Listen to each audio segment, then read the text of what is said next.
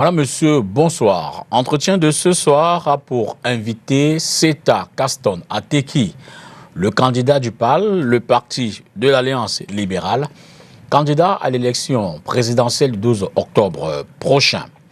Il présente aux Camerounais un projet ambitieux intitulé My Program for Refundation in 10 Priorities. Un programme qui vise à transformer le Cameroun en un pays émergent dans les 10 prochaines années. Avec lui, nous allons donc aborder les grandes lignes de ce programme: économie, gouvernance, société, institutions, infrastructures, agriculture, santé, éducation, démocratie et règlement des crises historiques. Pour ce faire, nous avons effectué le déplacement de Yaoundé, où nous sommes allés à la rencontre de l'invité. Suivez donc cet échange.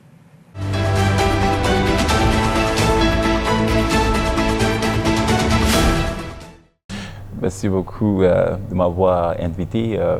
Je voulais juste vous remercier de tout ce que vous faites dans la presse, dans les médias, parce que je vous ai connu depuis sur la scène médiatique et aujourd'hui je suis vraiment honoré d'être devant vous pour échanger sur ma vision pour le Cameroun.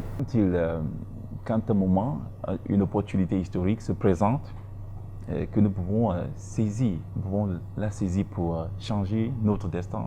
Je pense que sans hésitation, chaque citoyen qui est concerné par le bien-être du Cameroun ou des citoyennes, je pense que doit agir comme j'ai choisi de le faire, parce que aujourd'hui, en fait, le but c'est d'améliorer notre gouvernance, notre condition de vie, la sécurité au Cameroun, la paix. Il y a tant de problèmes dans ce pays actuellement qu'il faut à tout prix chercher à les résoudre. Notre programme a 3 niveaux de transition. Et quand on parle de transition, c'est cette refondation dont on parle. Donc, il y a la transition générationnelle. À ce niveau, je pense que le PAL, mon parti politique, a déjà effectué, parce que je suis investi par un aîné qui a plus de 70 ans aujourd'hui, mais qui a investi quelqu'un qui a moins de 40 ans en tant que candidat pour la présidence. Je pense que cette transition générationnelle aujourd'hui est capitale. Parce qu'il faut renouveler notre appareil de gouvernance, il faut ramener les jeunes à s'intéresser, à participer à la gouvernance de notre pays. La deuxième chose, c'est la transition économique. Nous voulons passer de ce modèle d'impôt-substitution qui se base sur un marché qui est un peu limité, marché domestique, qui est limité à un modèle d'intégration dans les chaînes de valeur internationales qui va faire en sorte que nous passons à des productions à grande échelle, permettront aux agriculteurs, aux entrepreneurs au Cameroun de s'investir dans la production de masse, qui permettront en fait un retour sur l'investissement un peu plus grand, ce qui va nécessiter aussi une grande main-d'œuvre. Aujourd'hui, vous savez, juste pour vous dire un petit exemple, nous avons aujourd'hui une entreprise comme Brassaris qui fabrique la bière à partir de maïs. Mais le maïs la quantité de maïs qui sont produits au Cameroun ne sont pas suffisantes pour vraiment combler le besoin de Brassaris pour la production de la bière, simplement. Nous ne parlons même pas de la production des aliments pour les animaux, comme les poules, comme les porcs, par exemple. Maintenant, l'année passée, nous avons importé plus de 39 000 tonnes de maïs de l'Argentine, de la France et de l'Ukraine.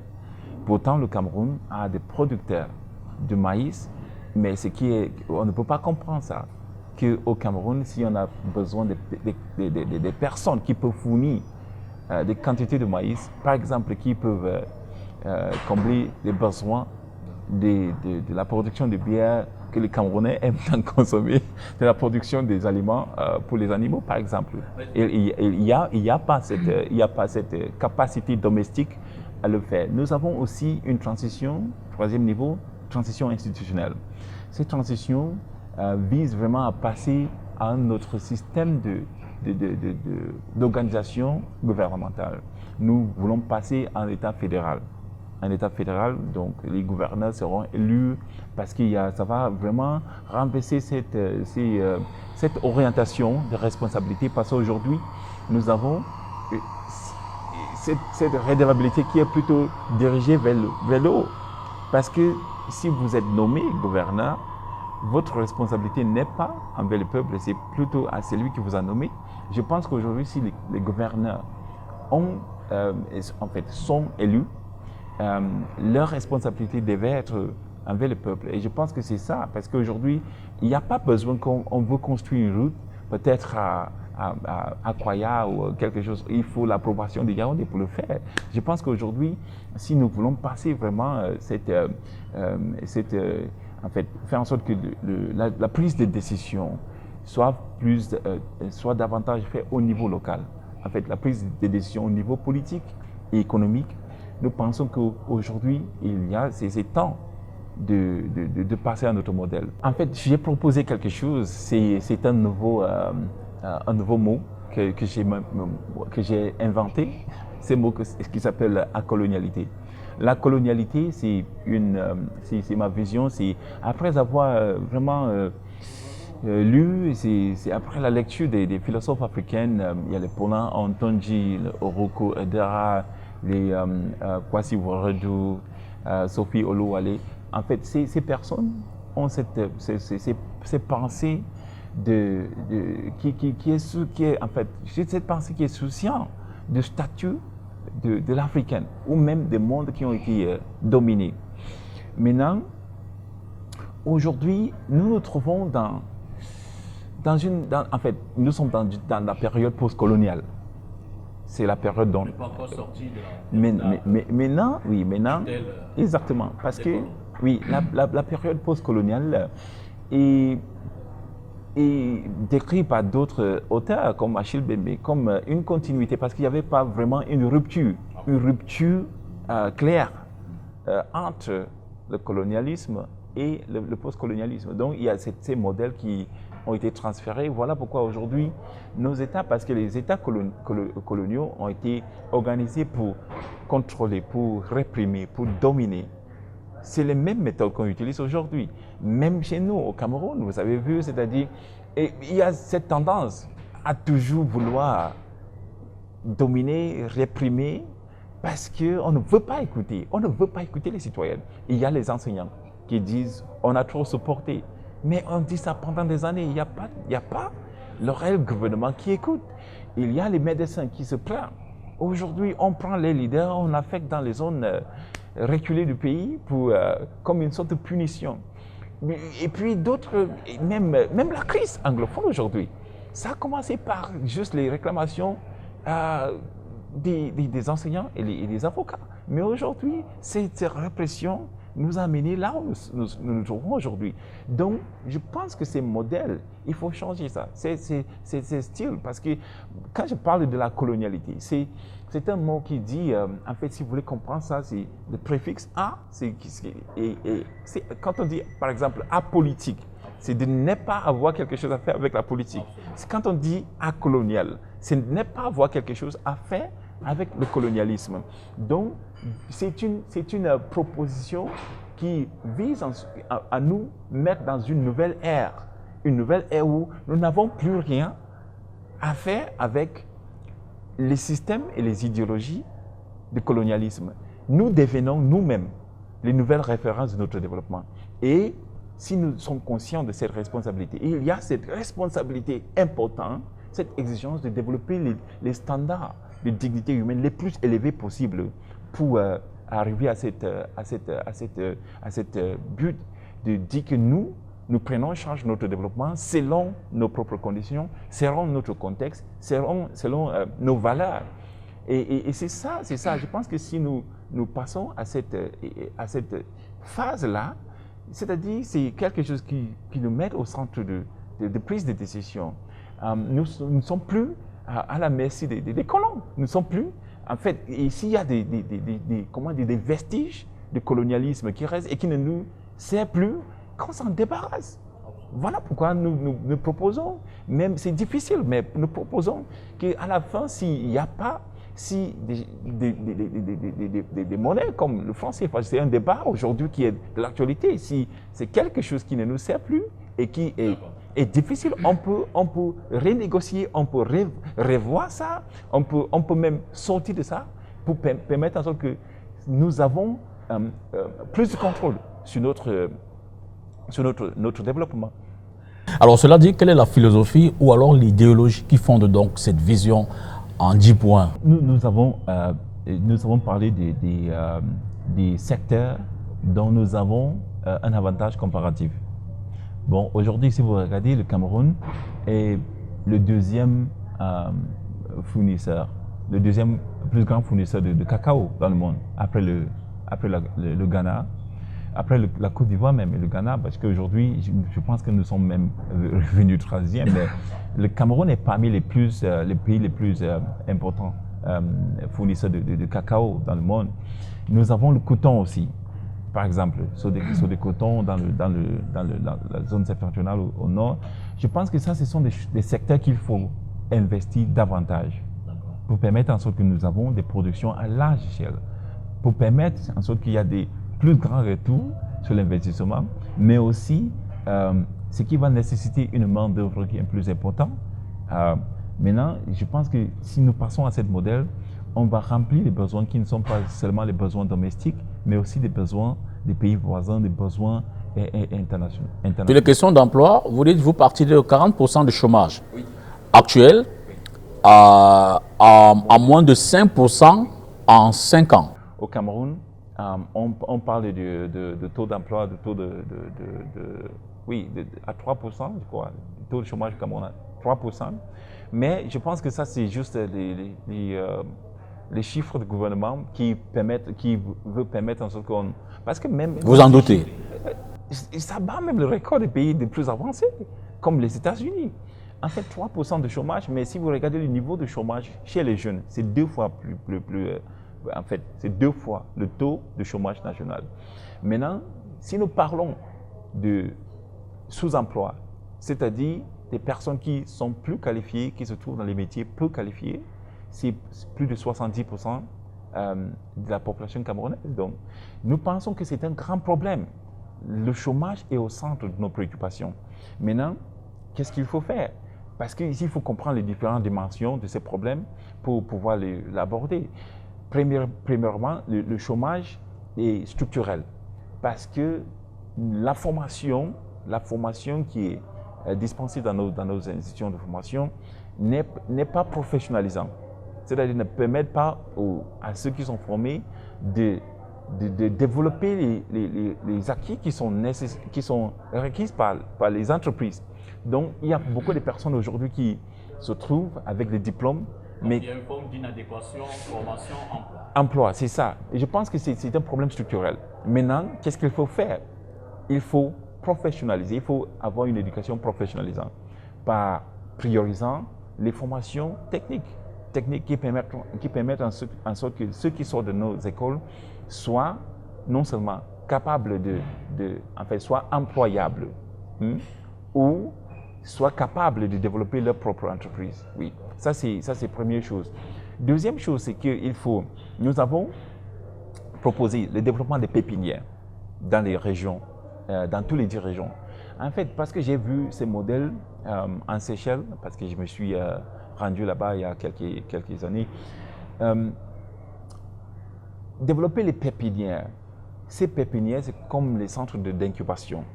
Les centres d'incubation dans chaque région du Cameroun. Là, ça va nous permettre d'identifier les entrepreneurs, de les accompagner dans plusieurs domaines et les accompagner parce qu'il y a des entrepreneurs aujourd'hui au Cameroun, il y a des problèmes au niveau de comment développer un business plan. comment faire une analyse de marché. D'ailleurs, selon l'INS, l'Institut national des statistiques, les PME par exemple, ont un taux d'existence d'environ 5 ans.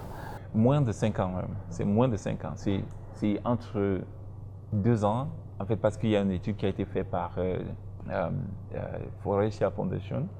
J'ai vu, ils ont les durées, mais parce que les entreprises sont créées par nécessité. Imaginez qu'un jeune qui sort de l'école, qui n'a pas grand chose à faire, il dit que bon, je vais juste créer quelque chose, une petite coquetier pour me battre comme ça. Et puis, quand il développe ses boutiques, ce n'est pas basé sur l'analyse du marché, ce n'est pas basé sur les compétiteurs, quels sont les clients qui sont là, quelles sont toutes ces choses. Et puis, après 6 mois, c'est la faillite. Et je dis aujourd'hui que c'est important, c'est capital, parce que c'est ce que j'ai fait. J'ai fait ça, j'ai fait ces propositions au niveau des communes. Venant de la société civile, j'étais dans la société civile pendant plus de décennies, et j'ai travaillé avec des communes dans 6 régions au Cameroun, 22 communes. Je proposais le développement des politiques d'innovation au niveau des communes. Et c'est cette même chose que je proposais. Il faut créer des pépinières qui vont accompagner, non seulement identifier les entrepreneurs, les accompagner, non seulement par les appuis techniques, les connaissances sur l'analyse du marché, le développement du business plan, même l'exposition à d'autres entrepreneurs, et puis l'accompagnement financier. Parce que c'est un des plus grands besoins des entrepreneurs, jeunes entrepreneurs au Cameroun, c'est-à-dire le financement, le premier financement pour leur business. Souvent, c'est très difficile parce que les emprunts, les prêts au niveau de la banque sont parfois très compliqués pour eux qui n'ont pas vraiment assez de ressources en termes de foncier et ça. Donc, nous pensons qu'il faut accompagner, non seulement par identifiant les entrepreneurs dans les régions et les accompagnant, les donnant les moyens de créer des entreprises. Nous pensons aussi que si nous voulons, par exemple, créer des emplois au niveau des domaines très techniques ou très spécial comme le médecin, il faut créer les départements dans l'université, par exemple. Aujourd'hui, si certaines personnes tombent malades avec certains types de maladies, c'est l'évacuation. Oui, exactement. Maintenant, si nous voulons aujourd'hui avoir les chirurgiens du Cameroun qui peuvent faire les opérations sur le cœur, sur le cerveau, sur la rétine, par exemple, ce sont des choses qui nécessitent des spécialistes. Maintenant, si le Cameroun veut vraiment doter ce pays avec ce type de personnes, on va juste créer des départements dans nos universités et inviter nos frères et sœurs qui sont dans la diaspora, qui sont vraiment investis dans ces domaines-là. Parce que dans la diaspora, nous avons des Camerounais qui sont dans les domaines très très spéciaux et de très haut niveau, qui travaillent, qui sont des spécialistes, qui sont des experts, mais on peut vraiment tirer profit de leur expérience, expertise pour venir enseigner nos frères et sœurs au Cameroun pour que nous-mêmes, nous pouvons être au même niveau d'expertise comme eux. Maintenant, nous créons ces départements dans les universités. Les prochains 5 ans, nous avons la première promotion des chirurgiens de cœur au Cameroun, ceux qui peuvent opérer sur la rétine, toutes ces choses. Je pense que si nous faisons ça, nous allons créer davantage des emplois qui vont permettre en sorte que nous remplissons des besoins qui existent. Il n'y a plus besoin de quitter le Cameroun pour aller chercher les soins médicaux ailleurs. Donc, je pense que c'est des propositions comme ça. Mais aussi, nous allons permettre en sorte que les États vont accompagner, doter certaines personnes avec des moyens pour créer les entreprises. Ou même pour faire ce qu'on appelle les investissements comment dire, on dit ça en anglais, portfolio investment. C'est-à-dire, certaines personnes ont créé des entreprises, mais qui n'ont pas assez de moyens pour élargir ces entreprises. On peut les accompagner, oui, pour élargir, et puis ça va vraiment nécessiter une importante main-d'œuvre pour venir dans cette entreprise, ça va générer Des emplois. oui, et des On emplois. parle également de la création d'un commissariat général à l'émergence. À l'émergence, oui. C'est quoi le rôle et quelles sont les missions? Et c'est parce que nous avons une proposition, je crois que c'est la troisième proposition, qui est la proposition on parle de paquet minimal social. Excusez-moi. Donc, le paquet minimal social, c'est un concept que nous avons emprunté de l'enseignement primaire. Nous avons dans les écoles primaires, au début de l'année académique, de l'année scolaire, on envoie les craies, on envoie les stylos. Donc, le paquet minimal. Paquet minimal, oui, paquet minimum. Oui, dans toutes les écoles pour permettre en sorte que on peut enseigner, l'enseignement peut se passer bien. Maintenant, nous pensons que dans chaque localité du Cameroun, il faut un paquet minimum. Ces paquets minimum doivent consister de l'eau, de l'électricité, des routes, des hôpitaux et des écoles. Ces 5 choses et l'assainissement, si vous voulez. Maintenant, ces choses doivent être au centre des préoccupations de chaque commune. Et nous prévoyons doter chaque commune du Cameroun avec un montant plancher de 2 milliards. 2 milliards par an pour fournir ces éléments de paquet minimum au paquet minimal social. Parce qu'aujourd'hui, prenons un peu les routes. Les routes au Cameroun, nous avons un réseau routier national de plus de 121 000 km. Mais c'est moins de 10 000 km qui sont goudronnés. Et il y a même des routes dans nos villages qui ne passent pas, ils passent par saison. Dans la saison. Oui, oui. S'il pleut, les prix augmentent. Les prix de transportation augmentent dans certains endroits. Donc, je dis que la préoccupation de chaque commune serait de fournir, de doter les localités avec les routes qui sont praticables tout le temps. C'est très important. Les Camerounais ont besoin de ça, de pouvoir se déplacer dans leur propre pays. Il y a aujourd'hui les besoins d'électricité énormes au Cameroun. Notre capacité de fourniture d'électricité au Cameroun aujourd'hui, c'est moins de 2000 MW. C'est moins de 2000 MW au Cameroun. Et c'est 72% de la population camerounaise qui a l'accès à l'électricité. C'est 8 millions de Camerounais qui n'ont pas accès à l'électricité. 8 millions de Camerounais aujourd'hui qui n'ont pas accès à l'électricité. Donc, l'action des communes serait de voir comment on peut fournir l'électricité par des mécanismes. On peut vraiment décentraliser la fourniture parce qu'aujourd'hui, il y a une sorte de monopole sur la production, la transportation et la distribution de l'électricité, et avec différents acteurs qui se trouvent à certains niveaux, Sonatrach et Néo. Mais nous pensons qu'aujourd'hui, il faut passer aux énergies vertes, par exemple, le solaire. Et j'ai vu dans d'autres pays en Afrique où l'énergie solaire est fournie dans tout un village. Cet village est éclairé, électrifié par l'énergie solaire. Et il y a One Power que j'ai vu en Lesotho, même l'aéroport de Lesotho a comme source d'électricité énergie solaire. Je pense que c'est quelque chose qu'il faut fournir aux populations. Et je vous dis que chaque localité au Cameroun, en fait chaque région au Cameroun, a la capacité de génération d'énergie hydroélectrique au Cameroun. Chaque région, vous prenez la région de centre, nord-ouest. Dans le nord-ouest, il y a le Menchum. Dans le sud-ouest, il y a dans le Damawa, même chose. Aujourd'hui, je pense que je suis parti dans la Liquier, il y a le chute de l'Ebanga. Le chute de l'Ebanga, Antol, où le Mbam et la Sanaga se réunissent. Oui, cette chute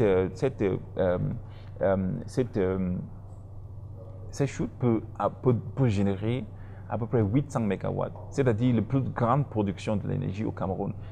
Parce que la Sanaga produit actuellement, Nachtigal, c'est 430 MW, mais l'Ebanga peut produire le double de ça. Donc je parlais de deux choses, de cette paquet minimal social, les routes nous avons parlé de routes, nous avons parlé de l'électricité, nous avons parlé de l'eau. L'eau, vraiment, c'est Même problématique que l'électricité. même problématique.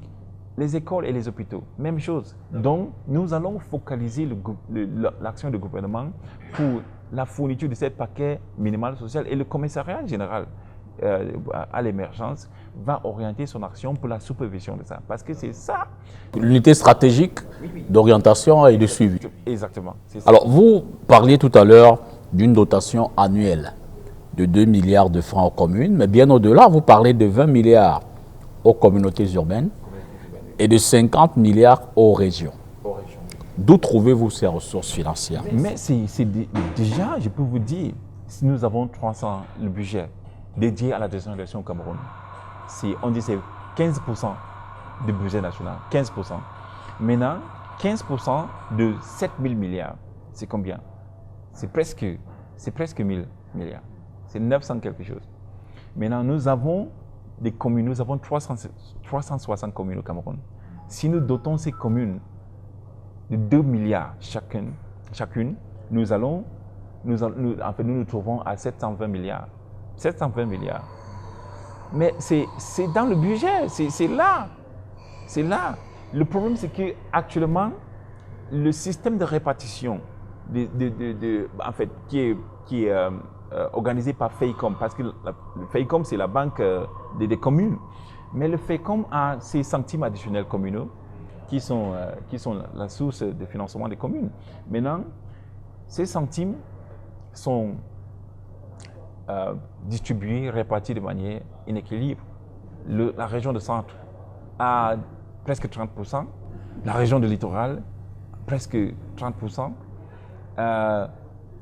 l'administration même de FEICOM c'est 10%, donc c'est déjà 70%. Au détriment des autres régions. Maintenant, 30% est resté pour les autres régions. Je pense qu'aujourd'hui, il faut, pour équilibrer le développement, il faut un montant plancher pour toutes les communes. Même si nous savons que dans la région de centre, il y a des communes avec c'est-à-dire des nécessités un peu plus élevées, vu la population, vu les demandes, les exigences qui sont là. Je pense que nous pouvons ajuster selon les besoins. Mais il faut un montant plancher de 2 milliards. 2 milliards par an permettra à chaque commune du Cameroun de fournir ces éléments de paquet minimal social pour permettre en sorte que tous les Camerounais ont un niveau de vie qui a, c'est-à-dire ces nécessités de base. Parce qu'ici, nous avons des routes, nous avons l'électricité, nous avons l'eau, nous avons les hôpitaux et les écoles. Ça, c'est des éléments de base sur lesquels, c'est-à-dire, doit décoller notre émergence. Ces éléments-là, c'est capital. Alors, parlons à présent agriculture et développement rural. Toujours se basant sur votre programme, vous évoquez la mise en place de fonds pionniers agricoles offrant 20 à 40 hectares aux jeunes. Comment allez-vous sélectionner ces jeunes-là pour qu'il n'y ait pas d'inéquité, d'inégalité, de suspicion, de complicité ou d'avantage des uns vis-à-vis des autres? Donc, je vais dire deux choses. D'abord, pour éclairer ce que les fonds pionniers, qu'est-ce que c'est? Parce que nous avons des projets de grandes infrastructures que je pense que vous allez évoquer tout à l'heure. Mais le long de ces projets de grandes infrastructures comme les autoroutes,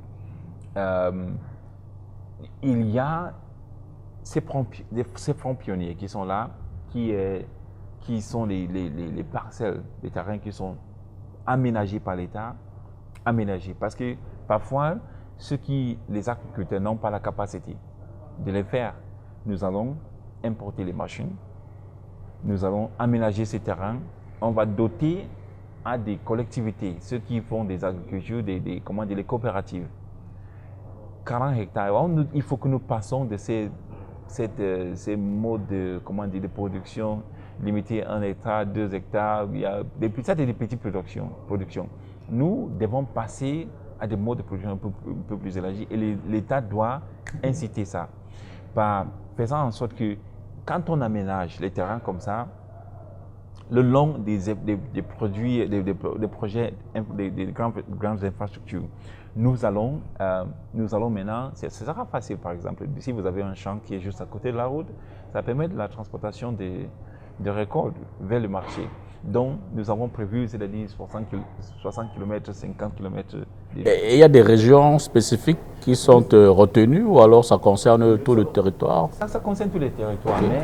mais il y a des zones qui sont privilégiées, adaptées pour la production de certaines comment dire, produits économiques qui sont destinés à l'exportation, par exemple. Parce que si vous voulez produire à grande échelle, l'idée c'est de produire pour des marchés un peu plus, pas des marchés domestiques, mais on peut fournir des marchés domestiques, mais aussi on vise des marchés à l'exportation. Oui, à l'exportation. Donc maintenant, comment trouverons-nous les personnes qui vont travailler sur ces... Nous pouvons dire, aujourd'hui, il y a des coopératives qui sont là, les coopératives agricoles qui sont là pour, on peut les doter de ces différents fonds pionniers, les projets d'agriculture, de fonds pionniers. On peut aujourd'hui aussi recruter nos jeunes diplômés qui sont des départements de l'agriculture dans nos universités qui veulent vraiment investir dans l'agronomie. On peut aussi les former en grandes équipes et les doter de ces terrains bien aménagés déjà. Oui, une forme d'acropole peut permettre en sorte qu'on passe à des systèmes d'agriculture mécanisés et qui permettent une production à large échelle, qui permettront en sorte que nous pouvons fournir, comme je vous l'ai dit, des marchés domestiques et internationaux. Dans la même mouvance, pour toujours relancer, soutenir et encourager l'agriculture, vous parlez de la création d'une banque de développement et d'équipement rural. Quel est son mode de financement et de gouvernance? Nous avons deux choses. Ces banques sont des partenaires. Ce ne sont pas des banques étatiques? Non, c'est pas les banques étatiques. Nous avons des banques, des partenaires, des partenaires avec lesquels nous pouvons négocier non seulement les concessions, les prêts, par exemple, donc qui peuvent être accédés par les cultivateurs, ceux qui veulent vraiment investir, même l'État. Quand je parlais de concessions, c'est que l'État ne va pas s'endetter pour le financement de ce type de projet, parce qu'aujourd'hui, la dette au Cameroun est trop élevée. La dette au Cameroun, c'est plus de 14 000 milliards aujourd'hui.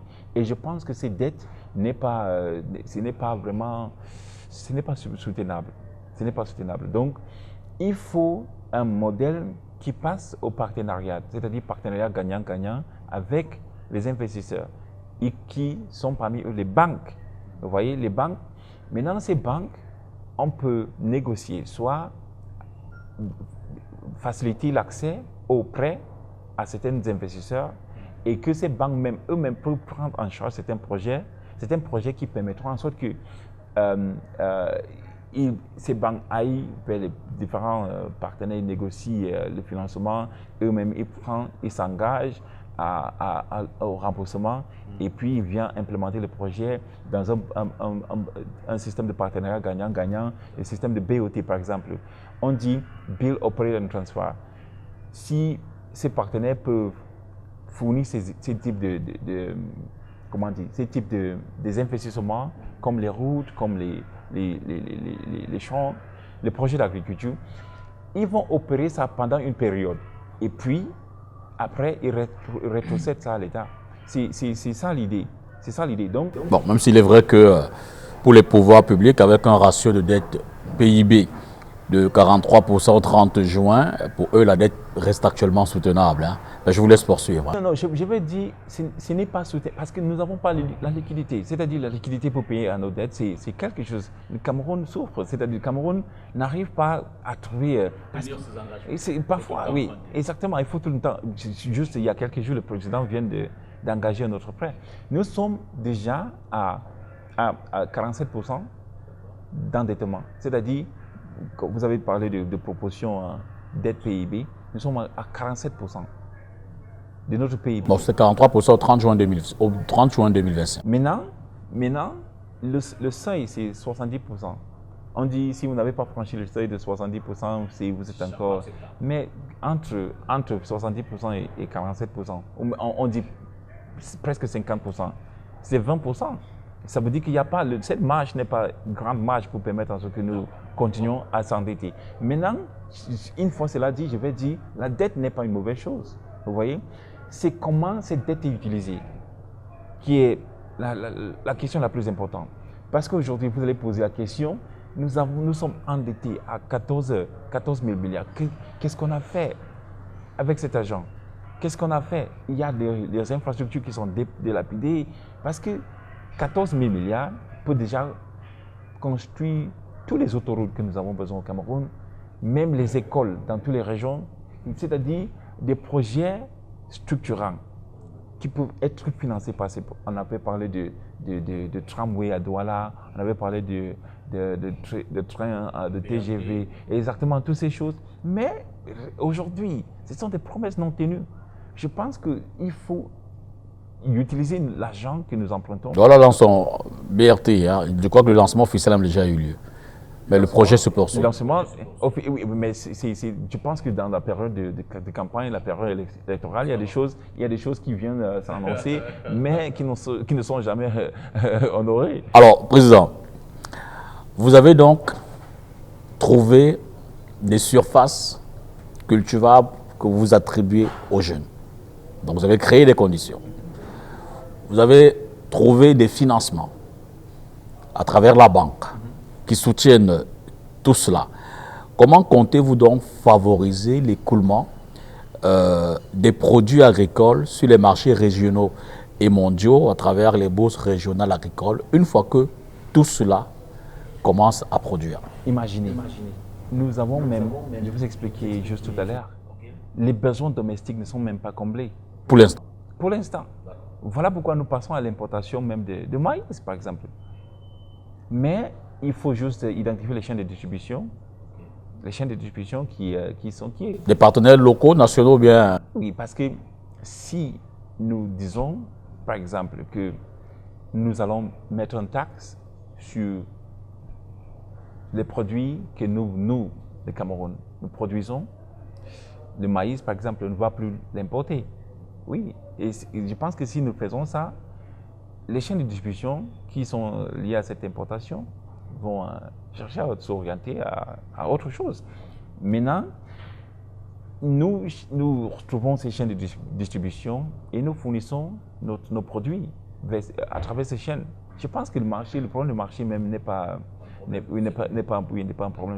Maintenant, il y a aussi... Donc la demande en elle-même suscitera les ouvertures d'écoulement. Autre chose, c'est que nous avons un autre modèle que nous pouvons proposer, en fait que nous proposons aussi, parce que pour les productions à grande échelle, il y a ce qu'on appelle en anglais les outgrowers. Les outgrowers, c'est-à-dire il y a quelqu'un comme, je peux dire, comme Dawara. Dawara, c'est un Camerounais qui fait la production de thé, par exemple. Il a cette compagnie. Exactement. Maintenant, les outgrowers sont des petits cultivateurs qui sont associés à ces grands exportateurs. C'est-à-dire, s'ils produisent, ils ont su que... Ils remettent ça à cette grande... Et puis, c'est cette personne qui va... Un peu comme le coton, à des cotons, où les petits cultivateurs livrent à l'entreprise qui, elle, se charge de... C'est un modèle aussi que nous prévoyons pour permettre à ce que ceux qui s'investissent dans ces domaines, dans ces différents domaines, peuvent avoir des moyens de vendre leurs produits. Parlons à présent santé, éducation et inclusion sociale. Évidemment, comme bien d'autres candidats, y compris le candidat sortant, vous prévoyez d'instaurer une couverture santé universelle financée par une contribution sociale généralisée. Quelle garantie qu'elle ne deviendra pas une taxe de plus sans effet réel? Je pense qu'aujourd'hui, le Cameroun a, comment dire, je peux dire, le Cameroun n'a pas assez de, comment dire, de taxation. Parce que par rapport aux pays même développés, je vous dis, les pays développés, parce que si quelqu'un, je ne peux pas dire au Camerounais aujourd'hui que je vais réduire les taxes, parce que nous trouverons l'argent où pour financer tous ces projets? C'est qu'il faut réimaginer ça. Il faut réimaginer les taxes pour permettre en sorte que si nous disons que nous vous taxons tel montant, il faut qu'on voit les résultats de ces taxes. Aujourd'hui, c'est inacceptable, par exemple, que nous payons le péage. Mais vous regardez l'état de nos routes, inacceptable. Vous voyez, donc, à quoi c'est le péage? Aujourd'hui, c'est une taxe aussi. Mais il n'y a pas d'effet correspondant. Nous pensons qu'aujourd'hui, il faut vraiment, si nous taxons les citoyens, il faut qu'ils voient les résultats. Je ne pense pas qu'un Camerounais ne veut pas payer les taxes. Les Camerounais veulent les résultats de taxation. C'est ça, ils veulent le résultat. Donc, si nous disons aujourd'hui, pour assurer la couverture santé générale pour tout le monde, c'est une taxe à consommation. C'est une taxe à consommation qui est généralisée. Et puis, on a cette institution qui est dotée avec cette capacité d'assurer que tout le monde, oui, en profite. C'est quelque chose qui est simple à le faire.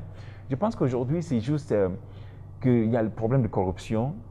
Oui, corruption où certaines personnes qui sont là dans l'appareil de gouvernance prennent cet argent et ne font pas grand-chose avec. Vous parlez également d'une intégration au statut de fonctionnaire de tous les enseignants formés dans les écoles normales. Est-ce qu'il n'y aurait pas un impact budgétaire? Mais avant peut-être, par quel mécanisme cette intégration se fait? Mais puis, quelle incidence budgétaire cela peut-il entraîner? En fait, dans les enseignants, il y a 3 niveaux comment dire, il y a les instituteurs, ceux qui ont les matricules par exemple. Il y a les contractuels et il y a les enseignants parents, je ne sais pas, ceux qui sont payés par les APE dans les écoles. Mais nous avons proposé l'élimination des maîtres parents. Donc, ceux qui sont pris en charge par l'APE. Oui. Parce qu'il faut assurer une qualité, c'est-à-dire une qualité, parce que ces personnes... Ils ont un traitement inférieur à... Parfois payés en deçà du SMIC du Cameroun. Parfois, ils ne sont pas payés même pendant les vacances. C'est-à-dire, quand on dit l'année économique, c'est 9 mois net, ils ont ce salaire et puis c'est fini comme ça. Et ils sont payés en deçà du SMIC. Le traitement n'est même pas vraiment... Et nous pensons que si vous voulez dispenser une éducation qui va permettre en sorte que les jeunes du Cameroun soient en capacité de compétir dans le monde du travail, qui est vraiment de plus en plus concurrentiel. Il faut une formation de qualité. Une formation de qualité. Et voilà pourquoi nous disons il faut recruter les professionnels, il faut recruter les enseignants qui sont sortis de ces écoles normales pour permettre en sorte qu'ils travaillent bien. Ils travaillent bien, c'est ça. Aujourd'hui, le problème n'est pas au niveau du financement. Oui, c'est pas à ce niveau. Le problème, c'est juste qu'aujourd'hui, nous n'avons pas un système de production économique qui va permettre en sorte que nous avons c'est-à-dire assez de revenus générés par des recettes de l'État. Autre chose, notre fonction publique aujourd'hui est une fonction publique qui ne génère pas, qui ne produit pas la richesse. Vous voyez, c'est une fonction publique qui consomme plutôt. Mais ce qu'il faut faire aujourd'hui, c'est de passer à une fonction publique qui est producteur de richesse.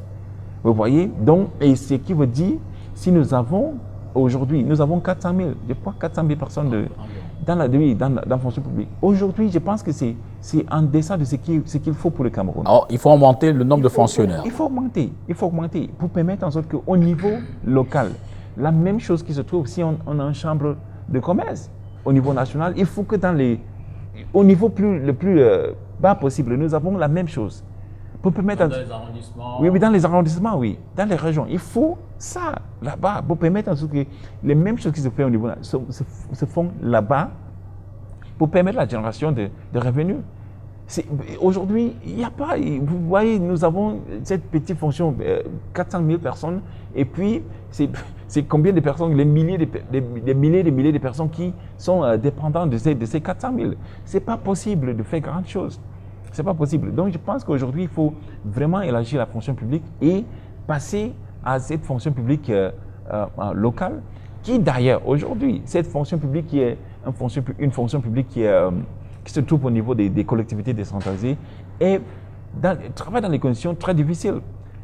D'ailleurs, c'est quelque chose qui a été évoqué lors de notre rencontre avec les syndicats. La fonction publique qui se trouve dans les collectivités territoriales décentralisées n'est pas traitée de bonne manière. Aujourd'hui, ces personnes ont des arriérés qui ne sont pas payés de 4, 6, 5, 8 mois, mais ce n'est pas du tout acceptable. Ces personnes ne peuvent pas travailler dans des conditions qui permettent à ce que nous passons à l'émergence. Il y a des personnes, c'est-à-dire, comment tu peux espérer que quelqu'un va venir travailler pendant 6 mois sans salaire? C'est inadmissible. C'est inadmissible. Pourtant, vous voyez le niveau de vie de certains de ces administrateurs au niveau local, vous pouvez imaginer. Mais je pense qu'aujourd'hui, les travailleurs, dans chaque niveau au Cameroun, au niveau local qu'au niveau national, a besoin d'une rémunération qui est capable de lui permettre de vivre. Toujours dans la même mouvance, vous avez une stratégie, une politique pour ceux qui sont dans le secteur informel, que vous évaluez à environ 80% de l'économie camerounaise. Vous parlez des pépinières d'entreprises locales que vous envisagez réellement formaliser. Quel en est le concept? Le concept, c'est ce que je vous évoquais tout à l'heure, les pépinières. Parce que je vous ai parlé dans chaque région, il faut des incubateurs, par exemple, qui vont identifier des entrepreneurs. En France, je peux vous citer un exemple parce que je l'ai visité à Paris. Il y a Station F, c'est un concept qui est magnifique, c'est que j'ai vu au Seychelles. Station F, c'est un espace, il y a 1300 entrepreneurs qui viennent là, 1300. J'ai vu un jeune qui a fabriqué, c'est-à-dire imprimé une chaussure de sport par 3D, dans un imprimant 3D. Il est parti parler aux athlètes et les athlètes lui disent quand nous courons, il y a des problèmes au niveau des chevilles, problèmes au niveau il faut vraiment une chaussure qui est adaptée, qui est légère. Et j'ai vu ces jeunes imprimer quelque chose, un design et imprimer ça là. Et c'était modèle. Maintenant, dans la station F, il y a les entrepreneurs comme ça. Il y a les banques qui s'y trouvent. Soutiennent ce genre de financement. Qui s'y trouvent. La créativité. Qui s'y trouvent. Dans le même. Et il y a les bureaux de gouvernement, c'est-à-dire qui sont chargés de la politique, du développement de la politique de l'entrepreneuriat. En fait, pour dire que de la créativité au financement jusqu'à la mise en œuvre. Et jusqu'à la politique. C'est dans un espace. La politique même qui soutient cet entrepreneuriat se trouve dans le même espace. Donc, si quelqu'un, un jeune comme celui que je viens de citer, s'il développe quelque chose qui est intéressant comme ça, il y a la banque qui se trouve, peut-être on prend l'intérêt à ce produit et puis on lance dans le marché.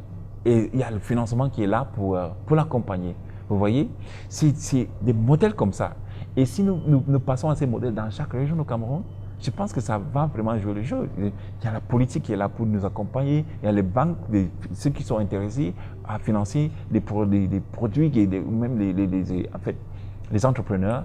Et maintenant, les entrepreneurs eux-mêmes, qui sont là, les créateurs, qui sont là, ils développent les produits. Si votre produit ne va pas passer, on te met à côté. Et puis on invite d'autres jeunes qui ont des produits. C'est comme ça que ça se passe. Et c'est très exigeant. Si vous êtes accepté dans cet espace, c'est que vous avez quelque chose de très, très, très fort à proposer. Maintenant, il faut encourager cet esprit d'entrepreneuriat parmi nos jeunesses au Cameroun pour permettre à ceux qu'ils soient confiants que la politique est là pour les accompagner, les banques sont là pour les accompagner et les modèles de financement de ces projets sont vraiment mis en place. Sur le plan institutionnel et de la gouvernance, vous souhaitez créer un État fédéral du Grand Cameroun. Quelle est la différence avec la décentralisation, l'État décentralisé actuel mis en œuvre par la politique du président sortant? La différence entre la Grande République du Cameroun et la République du Cameroun décentralisée, c'est que les gouverneurs, par exemple, seront élus. Je vous ai évoqué le fait juste tout à l'heure. Les gouverneurs seront élus, ce qui permettra en sorte qu'il y aura cette responsabilité envers le peuple. En fait, davantage cette responsabilité. Actuellement, nous avons un système de décentralisation qui est une décentralisation administrative et politique. C'est-à-dire, les politiques des administrations sont là, les administrations sont là, mais le take-off de ce mécanisme-là peine à décoller. Oui, oui, ne suit pas. Parce que il y a quelque chose, un goulot d'étranglement, qui est le financement. Le financement de la décentralisation au Cameroun est un vrai problème. Oui, parce que là, il y a le PIB, il y a le CAC, il y a qui sont là comme les mécanismes de financement, mais oui, mais vraiment, il y a des goulots d'étranglement qui permettent en sorte que les communes n'aient pas ce qui est suffisant pour... imaginez, prenez une commune comme mon atelier. Mon président, il est élu local. Le budget d'investissement, ces communes, je crois, c'est 600 millions. Maintenant, sur les routes, en fait, cette commune a 120 km de routes non bitumées, non contournées, non aménagées. Maintenant, si vous dotez la commune avec 27 millions de dotation pour l'aménagement des routes, pour aménager 1 kilomètre, ça va coûter 3 millions, 4 millions. Maintenant, si vous avez 120 km et on vous donne 27 millions, et puis vous avez, si ça coûte 3-4 millions par kilomètre, combien de kilomètres allez-vous aménager? Pendant 5 ans même. Pendant 5 ans. Ce n'est pas possible. Donc, nous pensons que le financement qui est disponible pour les communes aujourd'hui ne les permet pas de faire grand chose. Voilà pourquoi nous proposons de passer à ce système de financement des communes, de dotation à 2 milliards par commune, mais aussi nous parlons de ce système de changement des gouverneurs. Les gouverneurs ne seront plus nommés par le président, les gouverneurs seront élus par le peuple. Certaines positions seront éliminées même, pour permettre en sorte que les maires aient les pouvoirs un peu plus élargis, qui peuvent assumer certaines fonctions dans le système actuel d'organisation de l'État. Je pense, si nous passons à cette étape-là, nous aurons un Cameroun qui est un Cameroun fédéral, avec 10 États. Ça, c'est notre proposition. Il y a d'autres qui proposent 4 États, 5 États, je ne sais pas. Mais nous proposons la grande République du Cameroun avec 10 États fédéraux. Maintenant, il y aura un État central aussi. Cet État central va s'occuper des grandes... des décisions au niveau national. Mais est-ce que cette multiplication d'institutions en fonction de votre fédéralisme, des institutions locales et puis nationales, est-ce que ça ne va pas alourdir le financement de l'État? Est-ce que ça ne va pas alourdir... Non, je pense plutôt que ça va permettre en sorte que les communes soient plus efficaces et c'est-à-dire innovatrices dans la génération des finances. Si on dit, parce qu'il y a aujourd'hui des localités, les régions par exemple, qui sont vraiment dotées des moyens, des ressources, de la recherche, mais que cette recherche soit organisée au niveau central et puis il n'y a pas grand-chose qui revient dans ces régions ou dans ces communes. Je pense qu'aujourd'hui, si nous disons qu'il y a 30% qui va revenir à l'État central des ressources générées, 30%, et le reste on utilise pour le développement local, ça va changer vraiment, ça va changer les choses. Dans la même mouvance, vous décidez ou alors vous pensez mettre limité le mandat présidentiel à 5 ans, renouvelable une seule fois. Est-ce qu'en 10 ans, toute cette politique, vous aurez le temps de la mettre en œuvre, le temps de faire une évaluation, un audit de l'État, de réparer les manquements que vous aurez perçus à travers l'audit et finalement d'implémenter votre politique? Si vous êtes réélu en 10 ans, vous pourrez le faire? Je pense qu'aujourd'hui, nous avons vu les résultats d'un système de gouvernance qui a duré plus de 40 ans. Le bilan est mitigé.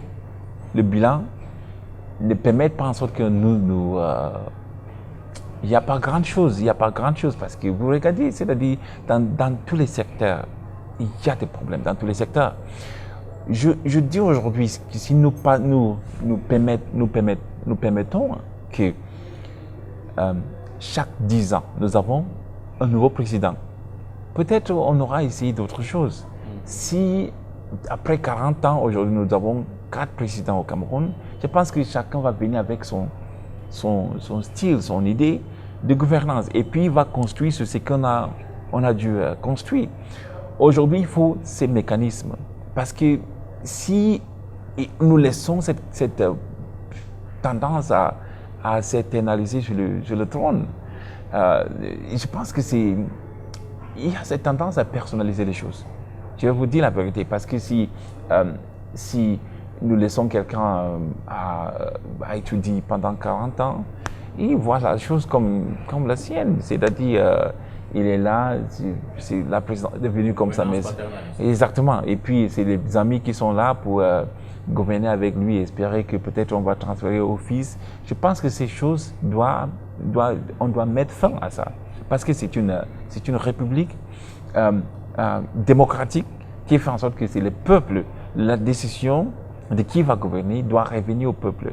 Parce que si on laisse quelqu'un s'éternaliser là-bas, je pense que c'est quelque chose qui démontre que ce n'est même pas le peuple qui décide. Aujourd'hui, on peut poser la question, est-ce que vraiment les élections au Cameroun, ça vaut la peine? Parce que l'idée c'est, est-ce que quand on vient voter, est-ce que nous choisissons? Est-ce que nous choisissons en votant? Est-ce que ce n'est pas juste un système de fabrication de consentement public pour finalement nous embrouiller dans quelque chose qui n'est pas vraiment, qui est plutôt... Vous entendez y mettre toute la transparence nécessaire? Je pense aujourd'hui que ce que le Cameroun a besoin, c'est un système de gouvernance efficace et transparent. J'ai proposé une loi. Par exemple, j'ai proposé une loi sur l'accès à l'information. Très important pour vous, les journalistes.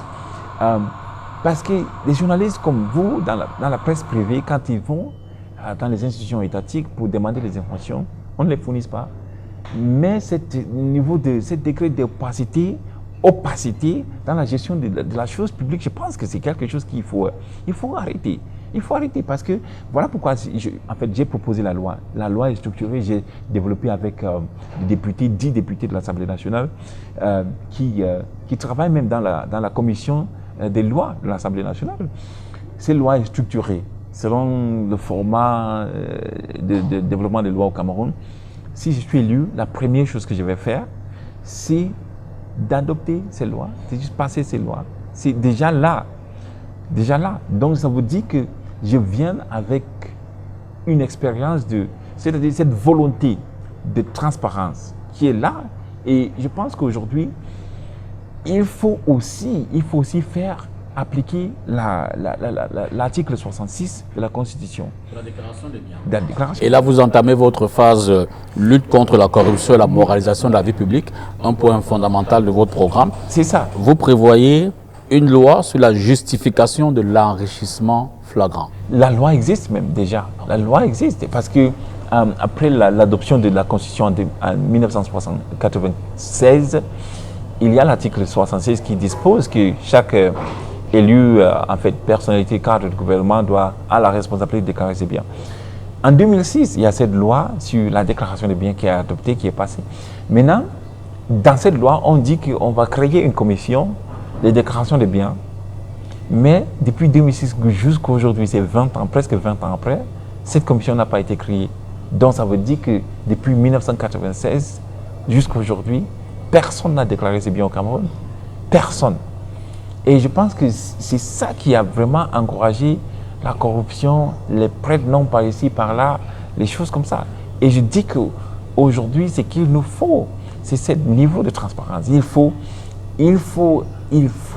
exiger à tous les membres du gouvernement, c'est-à-dire commençant par moi-même, pour déclarer, si aujourd'hui je suis élu président, je vais déclarer mes biens. Et je vais le faire pour tout le monde qui sera dans le gouvernement, pour déclarer ses biens. Parce que c'est ça qui va encourager la transparence et endiguer ce phénomène de corruption qui a vraiment envahi notre espace public. C'est devenu comme une culture au Cameroun, la corruption. Il faut mettre fin à ça. C'est quelque chose de très très important. Et nous allons élargir les pouvoirs de la CONAC pour permettre en sorte que la CONAC a la capacité de traduire en justice ceux qui sont corrompus. Si vous êtes, après les investigations, ici il y a le constat que vous êtes impliqué dans les situations de corruption, le CONAC non seulement va vous traduire en justice, mais va aussi se présenter comme partie civile dans les processus de justice. Oui, dans le cas de corruption, nous avons dit qu'on va limiter la durée même du jugement des cas de corruption. Ça ne va pas dépasser 1 an. Oui, il y a des personnes qui sont aujourd'hui en prison dans les conditions en fait, sans jugement, mais ils sont là. Vous voyez, ils sont détenus en prison, mais il n'y a pas de jugement. Ils sont détenus pendant les années. Mais je dis, ça ne profite à rien pour détenir quelqu'un qui est corrompu et sans capacité de récupérer, de recouvrir ce que cette personne a volé de l'État, non seulement à le sanctionner. Maintenant, aujourd'hui, nous trouvons que certaines personnes qui sont dans des situations de... Et puis, ces cas traînent pendant 5 ans, 6 ans, 7 ans. Il n'y a pas de... Oui, ils traînent à l'infini. Je pense que c'est pas... Ça montre que notre système de justice n'est pas adapté pour encourager la transparence. Sur la question des règlements des contentieux historiques, vous vous engagez à résoudre la crise dans les régions du Nord-Ouest et du Sud-Ouest en 6 mois par un dialogue inclusif.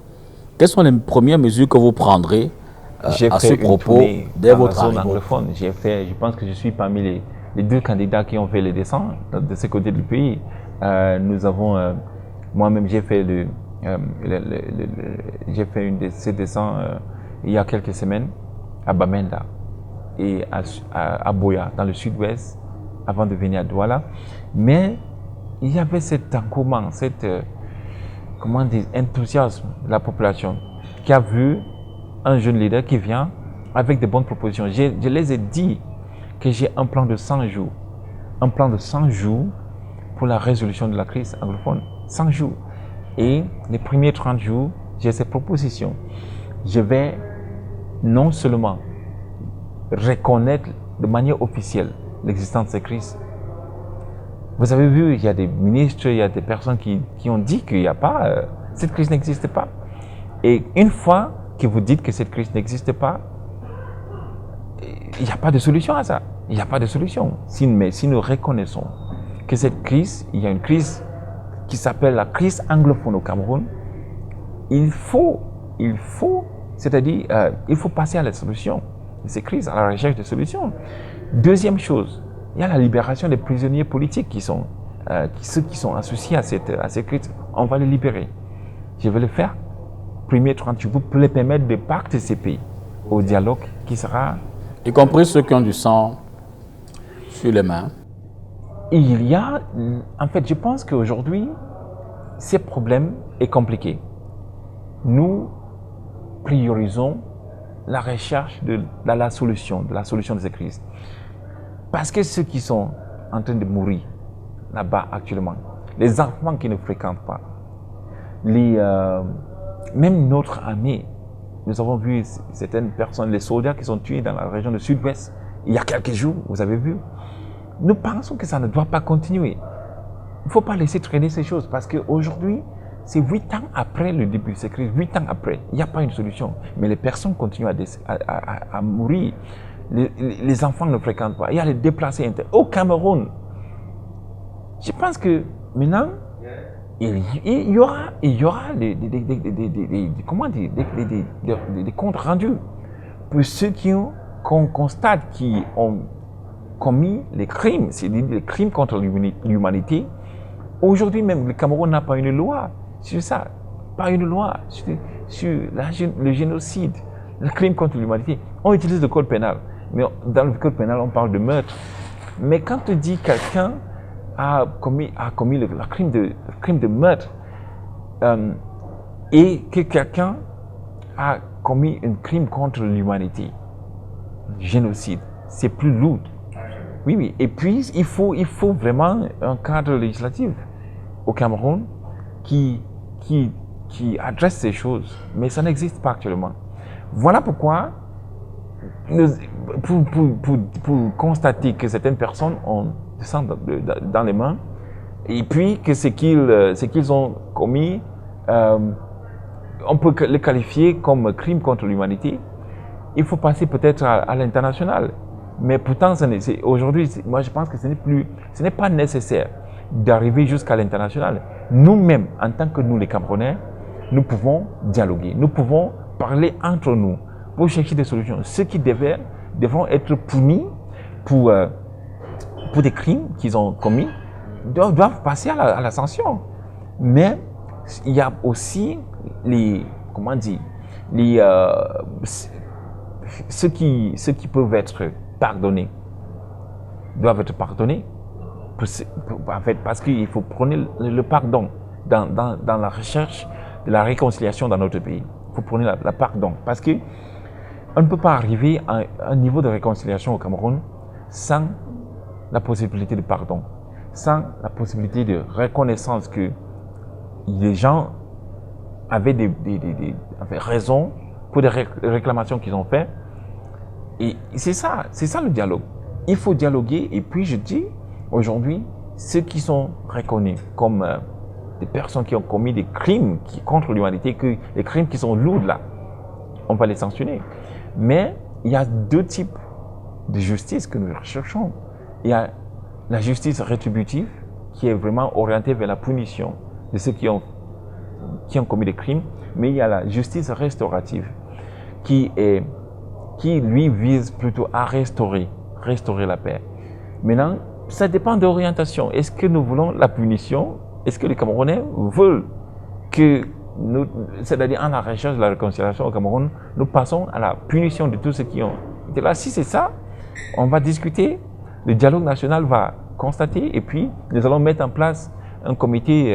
Donc vous allez croire quoi? Une autre forme de dialogue, grand dialogue national, ou vous passez par un référendum? Quel sera le processus? On va juste convoquer le dialogue, une conférence nationale de dialogue et de réforme. Et puis tout le monde sera convoqué à cette conférence pour permettre en sorte que nous identifions et parlons il n'y a pas de sujet tabou. On va parler de tout parce qu'il y a des problèmes de fond qui touchent ces pays actuellement. Et ce qu'il faut faire, c'est de ne pas limiter les Camerounais, parce que là, nous sommes à la refondation de ces pays. Oui, refondation. Parce que si nous ne faisons pas ça et nous continuons avec ce modèle qui est vraiment un modèle d'échec, un modèle de répression, un modèle qui n'écoute pas les enseignants, les journalistes, il y a tout le monde qu'on n'écoute pas. Un modèle qui vraiment, je pense qu'il faut écouter tout le monde, adopter les recommandations et passer à l'implémentation. Vous comptez adopter la date du 1er octobre comme étant la date de la fête nationale. Pourquoi cette date et quel message envisagez-vous envoyer? Parce que depuis nous avons, parce que vous savez, le problème, et je ne voulais pas vraiment focaliser seulement sur le problème anglophone, mais c'est parmi les crises qui minent ce pays, les crises majeures de ce pays, c'est la crise anglophone, avec le décès des personnes, le décès de nos soldats, de nos frères et sœurs. Maintenant, c'est un problème politique, avant d'être un problème sécuritaire. Et ces problèmes politiques a pour source les promesses non tenues, les promesses historiques non tenues. Vous voyez? Donc, il faut revisiter ces promesses et puis corriger. Parce que dans la Constitution fédérale, par exemple, adoptée à Fumban en 1961, il y a dans son article, je crois, 47, il y a le fait qui a été évoqué que la forme de l'État ne doit pas être touchée. On est dans cet État fédéral. C'est comme ça parce que c'est deux entités qui sont mises ensemble. Aujourd'hui, il y a ce référendum de 20 mai 1972 qui vient, qui change la date et puis change la forme aussi de l'État. Mais dès lors, il y a même la réforme qui a été effectuée par notre actuel président en 1984 pour changer le nom encore du pays. Mais pourtant, nous passons d'un État fédéral du Cameroun à un État unitaire du Cameroun à la République du Cameroun. Maintenant, il y a des personnes qui ont dit, ça là, c'est comme si d'autres partis n'existaient pas. C'est un problème qui aujourd'hui nous a amené à des morts. Et vous êtes quand même conscient du symbole de la date du 1er octobre, tout au moins pour ceux qui réclament la partition du Cameroun, des actions qu'ils mènent chaque 1er octobre. Mais je pense que cette date plutôt. Est-ce qu'on n'avait pas créé la confusion dans l'esprit des Camerounais? Non, mais la date du 20 mai, pour les historiens aujourd'hui. De portée symbolique. Oui, que le 1er octobre. Parce que le 1er octobre, on ne peut pas nier, c'est notre histoire. On ne peut pas nier, c'est la date où les deux Cameroun, c'est-à-dire cette union a été concrétisée en cette date. Je pense qu'aujourd'hui, il faut révisiter ça. Mais pourquoi on ne veut pas célébrer le 1er octobre? Pourquoi on ne peut pas le faire? Pourquoi on veut rester dans cette logique de 20 mai et puis qui, aujourd'hui, nous voyons que ça a changé plusieurs choses. Et moi, je dis, si on est sincère, on veut que le Cameroun, il ne faut pas, c'est-à-dire, le président a dit au Forum de paix à Paris qu'il y avait les tentatives d'assimiler, c'est ces mots qu'il a dit, d'assimiler cette partie du Cameroun, que ça n'a pas marché. Ce n'est pas moi qui ai dit ça, c'est le président. Mais vous avez constaté que cette tentative d'assimilation n'a pas donné grand-chose. Aujourd'hui, il faut revisiter ce problème et essayer de réorganiser ça d'une autre manière. Pour permettre en sorte que un Camerounais n'a pas besoin de perdre son identité intrinsèque, sa personnalité intrinsèque parce que vous voulez être Camerounais. Aujourd'hui, le Camerounais doit valoriser. Le Cameroun doit valoriser c'est-à-dire, voilà pourquoi je propose le nom de la Grande République du Cameroun. Encore une question, et puis vous ferez le mot de la fin aux téléspectateurs qui seront appelés à choisir. Alors, sur la question du leadership et des perspectives, vous insistez sur un leadership rajeuni, transparent et dynamique. D'abord, est-ce que le leadership non rajeuni, je ne veux pas être péjoratif, dire les vieux, je ne veux pas être péjoratif, disons les aînés. Est-ce que cela vous pose-t-il fondamentalement un problème? Est-ce que l'âge est une question primordiale pour vous en termes de management, de décision, de gouvernance? Mais surtout derrière, comment comptez-vous constituer votre équipe donc gouvernementale selon ce critère-là? Il y a deux choses que je veux dire. L'âge ne me pose pas de problème. Il y a des personnes qui ont vu mon âge et puis disent que vous êtes trop jeune, vous avez 39 ans, vous êtes trop jeune pour diriger le Cameroun. Je peux dire aussi qu'il y a des personnes qui sont trop vieux aujourd'hui pour diriger le Cameroun. Cet argument, ça va nous mener nulle part. Moi, je voulais que nous focalisons sur des propositions. Ce qui veut dire que l'âge ne me pose pas de problème. Maintenant, si vous regardez l'âge moyen de leadership du Cameroun, c'est presque 65 ans. 65 ans, c'est-à-dire ceux qui nous gouvernent. Si vous combinez les âges et vous avez le moyenne, c'est 65 ans ou plus. La population du Cameroun, 70% de la population du Cameroun a moins de 30 ans, a moins de 35 ans même. Mais quand on dit rajeuni, ça quand même, si la démocratie veut dire participation de la majorité de notre population, c'est la jeunesse. Mais si nous trouvons une sorte d'exclusion de la jeunesse, de l'appareil de gouvernement, de gouvernance, je pense qu'il y a place à cet argument. Mais une fois cela dit, je pense qu'aujourd'hui, je ne suis pas dans la logique d'écarter les aînés. Ce n'est pas ça. Moi, je trouve plutôt que je suis investi, je parle comme ça, comme quelqu'un qui est investi par un aîné. Investi par un aîné qui a 70 ans, mais lui qui constate le fait qu'aujourd'hui, il faut passer le flambeau, il faut permettre aux jeunesses du Cameroun d'avoir leur mot à dire dans notre système de gouvernance. Et je pense aujourd'hui que les aînés doivent travailler avec les jeunes pour la co-construction d'un Camerounais qui marche, d'un Cameroun qui marche pour tout le monde. C'est ça cette logique. Je ne pense pas que je suis, comment dire, agiste. Vous voyez, il y a cette mot-là. Mais je pense que on peut travailler ensemble, les jeunes et les aînés, les jeunes apportant leurs expériences, leur sagesse et la jeunesse apportant leur vision, leur énergie, cette capacité de faire, de mouvoir des choses.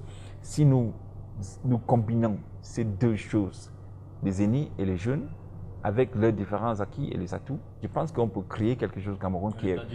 Exactement. Alors, monsieur le candidat, vous allez regarder votre caméra et vous ferez un message, un souhait, un vœu à nos téléspectateurs, aux Camerounais qui vous regardent ce soir, un message qui peut-être déterminera leur choix en votre faveur ou qui sait, en votre défaveur. Ce que je vais dire aux Camerounais, mes chers compatriotes, je viens de présenter là, tout à l'heure, ma vision pour la refondation du Cameroun. Je sais que vous-même, il y a des choses que vous avez souhaité entendre, mais vous avez vos propres préoccupations. Je vais vous dire que les choses que je viens de vous parler et vos propres préoccupations, personne ne va nous donner. Personne. Ces choses, on doit les gagner dans cette élection. On doit les gagner aux urnes. C'est pourquoi je vous invite de sortir massivement, le 12 octobre pour nous permettre en sorte que la victoire tant souhaitée par nous, par vous, soit une réalité le soir du 12 octobre 2025. Merci à vous, chers téléspectateurs, d'avoir suivi cette autre édition de Entretien avec. Le 12 octobre prochain, vous serez aux urnes pour faire le choix de l'avenir de notre pays, le choix d'une gouvernance pour notre développement. Merci encore d'avoir suivi cette autre édition et à jeudi prochain.